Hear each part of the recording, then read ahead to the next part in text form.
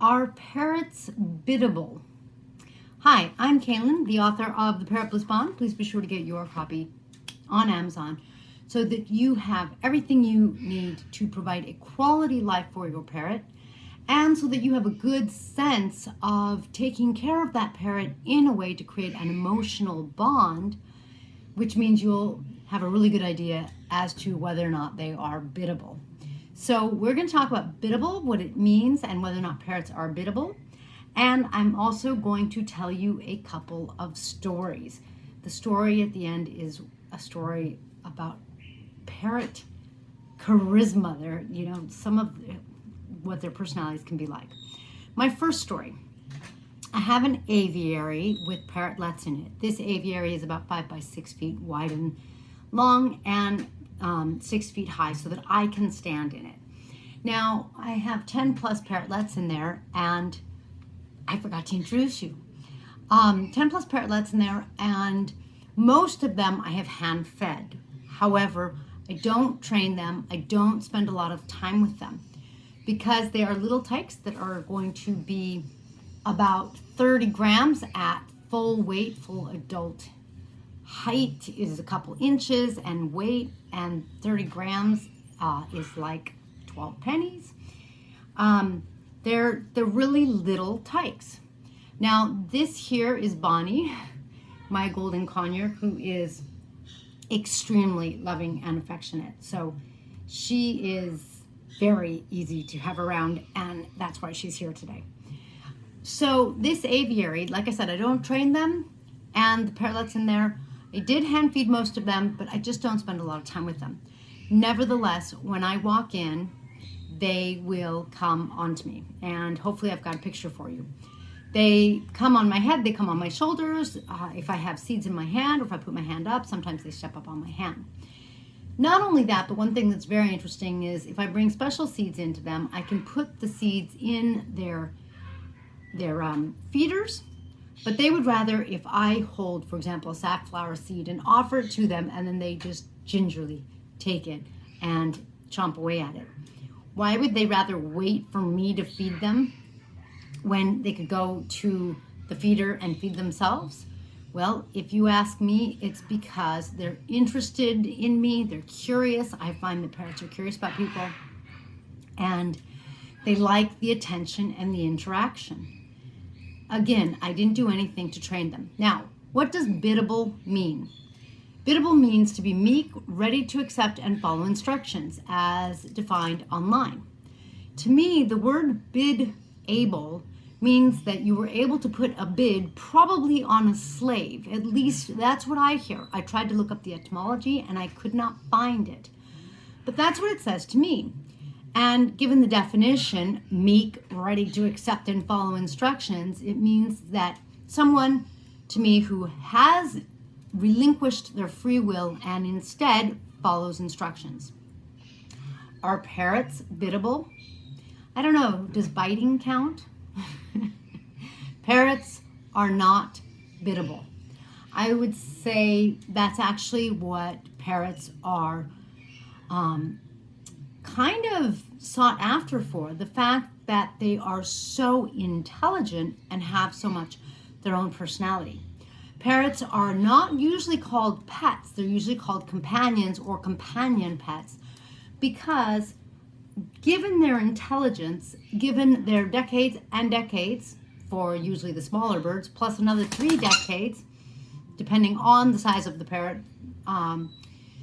it's a creature that's going to be with you, hopefully, for a long time. And so here you have this exotic animal that is not biddable, that has a mind of its own. For an animal that has the strongest beak, that's able to give the biggest bite, you have to be careful. This isn't really a docile animal. This is an animal with its own personality and its own characteristics. This is an animal that you can train, but training to me is about developing a common language between you and your parrot so that you guys can do things together. This is not a quote unquote trained monkey, and I don't mean any offense to monkeys. I'm just using that phrase meaning a biddable animal that just does what you want them to do. Parrots are quite the contrary. As a matter of fact, instead, when parrots are not well taken care of, they're not maybe given fresh vegetables, they're not given a clean cage, because they get their cages dirty and they get them dirty quickly.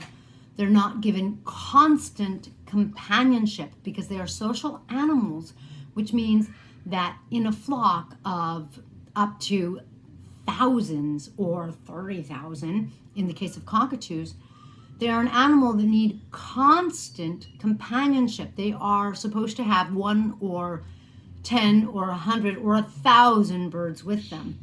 When these different needs aren't met and they're supposed to be able to fly and get some exercise, move around the room, then what happens is you get a very biting and self-mutilating or self-plucking animal that you're not going to have a bond with, because they're not going to be capable of a bond. They're going to become broken. They're not going to be biddable at that point either. So if you are someone who works a lot during the day and it's hard for you to really spend a lot of time with your parrot, then as always, first of all, I recommend having 2, because they're flock animals and otherwise you're going to upset some of the balance that is parrotness.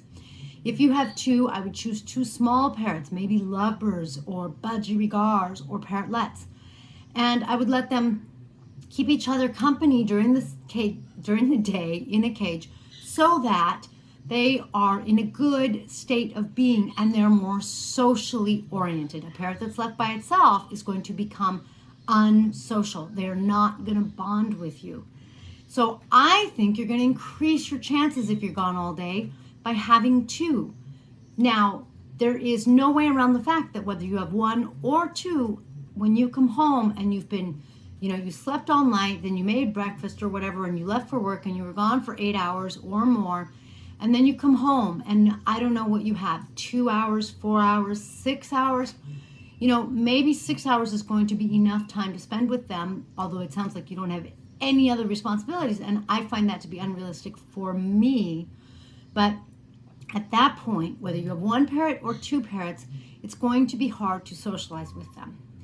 One of the reasons I can walk into my parrotlet aviary and they come to me is because someone is always home at my house. My husband and I both work from home. I'm always home. My parrotlets see me come in and feed them. They see me come in and take care of them, change their water, bring them seeds, bring them fresh vegetables. They see me all the time. They also hear and see other parrots around them because they're in one of the bird rooms, and so they feel like they're in a safe place.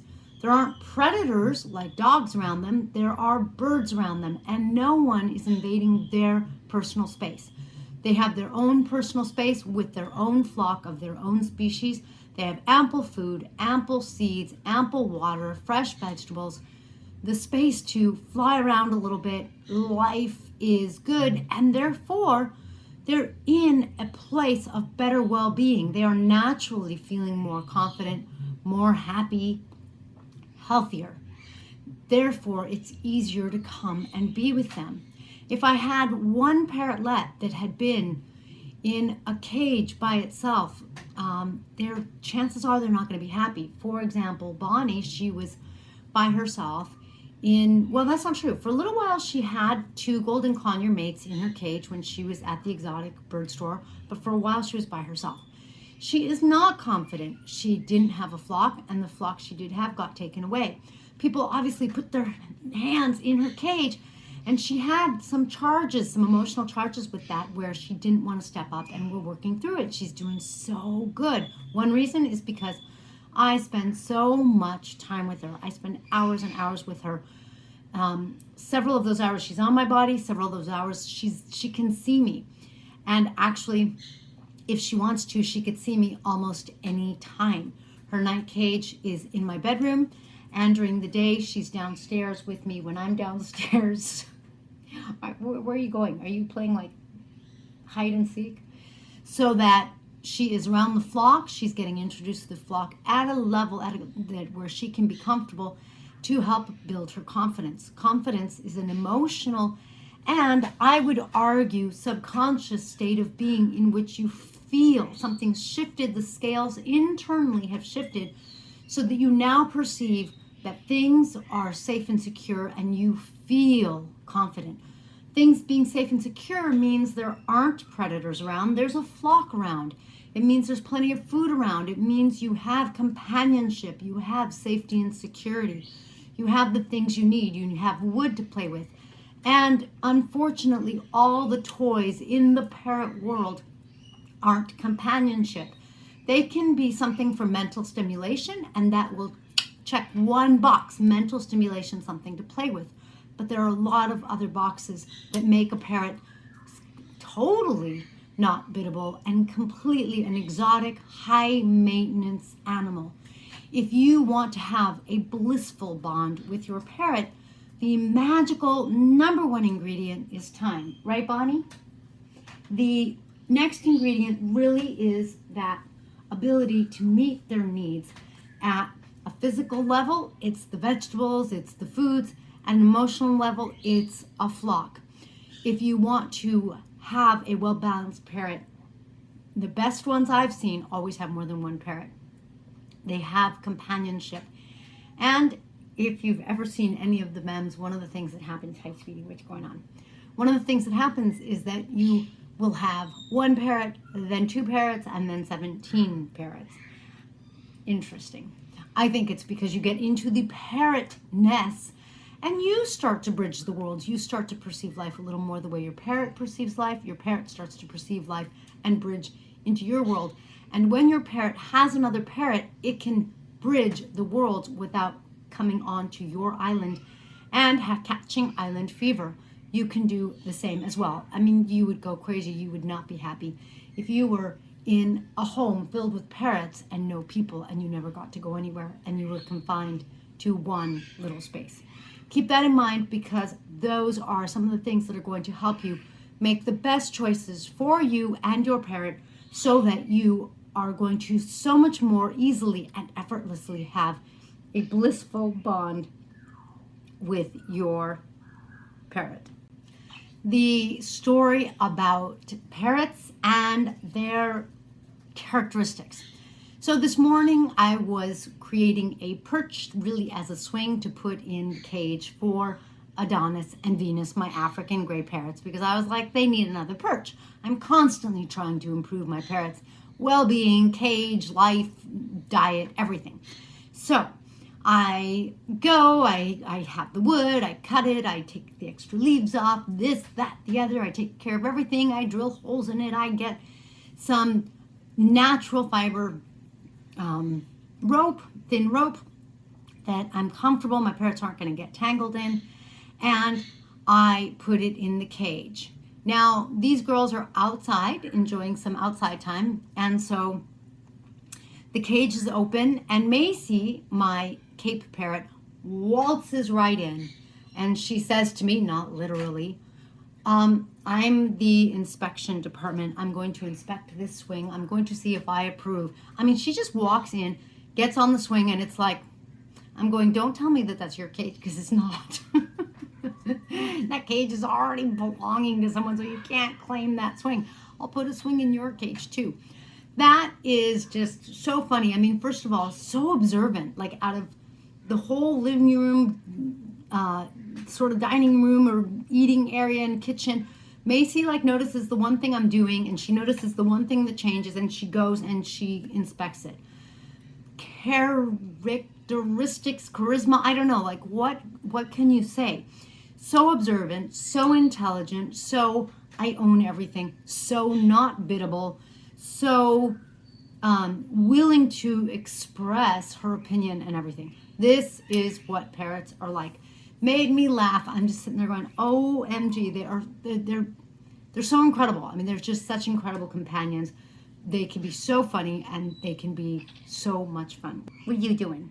What are you doing? Huh? Mwah. Look at that. That is a happy girl, because we're going out of our way to make sure she has everything that she needs to make her so happy. Thank you for joining me in this blissful video. Thank you for the question. I will catch you in the next feathered video. As always, make sure you comment below. I love hearing about what's going on and what you're thinking about. And I'll catch you next time.